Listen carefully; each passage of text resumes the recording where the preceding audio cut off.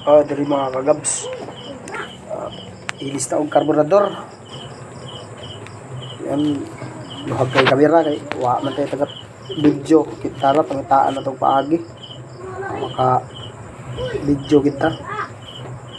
Ilis na tag karburador mga kagabas. Kini nga karburador in-order na to Shopee. Yan, baka naman Shopee. Yung brato ra ni siya mga kagabs, mga nasa around 400 plus. Ayan. So, ginagawa ko yan pag uwi ko galing sa trabaho. Binanatan ko kahit gabi kasi sa umaga may duty ako. Kaya yon, binaklas na natin. Ayan. Na problema ako dyan mga kagabs kasi putol na yung parang gasket niya.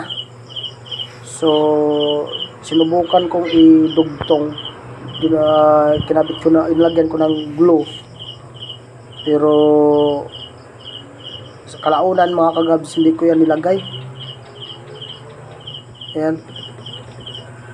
Hindi ko yan nilagay kasi yung butas niyang dalawa sa bandang baba is natabunan. Kaya yon, di ko siya nilagay. So susubukan natin kung okay ba yung performance niya. Kung wala yung gasket na yun. Actually mga kagabs, first time ko yung ginawa, yung magbaklas ng karburador, magpalit ng karburador rider. Ayan, first time ko pa yan. Pag hindi gumana, dadalhin natin sa sa mekaniko talaga. So mas mabuti na yung natin, kukulagkutin natin para sa susunod hindi na tayo magbabayad ng labor. Pagkabit lang naman yan hindi naman yan sinisira yung or wala namang ibang tinatanggal dyan mga kagabas. Kaya yun, palakasan lang ng loob. Sa part na yan mga kagabas, nahirapan ako lang gasket kasi yung mga lock doon sa gilid. Kaya tinisting ko yung para sa tawag niyan, trigger. Basta yun na yun. Diyan medyo nahirapan ako ilagay yung bolt dyan. So yun lang pala, masikip yung lagayan ng bolt. Kaya ginawa ko, inatras ko muna siya hanggang pumasok. So yan mga kagabs, titistingin natin yan siguro bukas. Yan mga kagabas, pinalitan ko na ng bago at saka may order pa ako na spark plug. Papalitan natin din yan ng spark plug. Ayan, para kondisyon talaga. Thank you. So yun lang mga kagabas.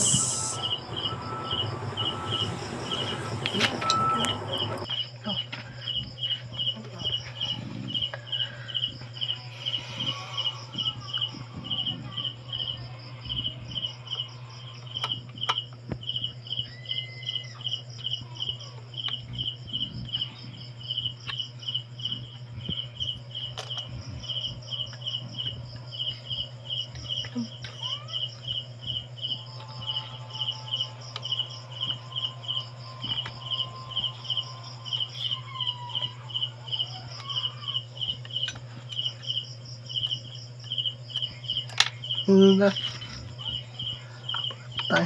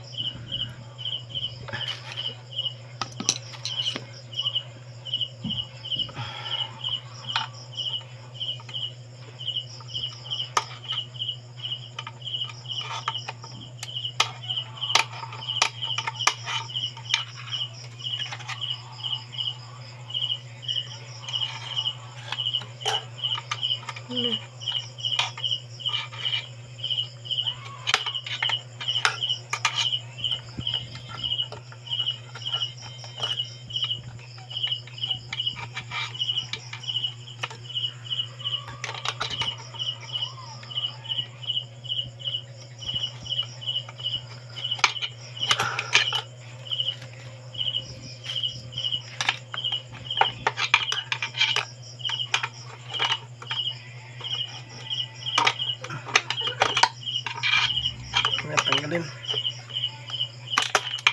Tara, tara. Tara, tara.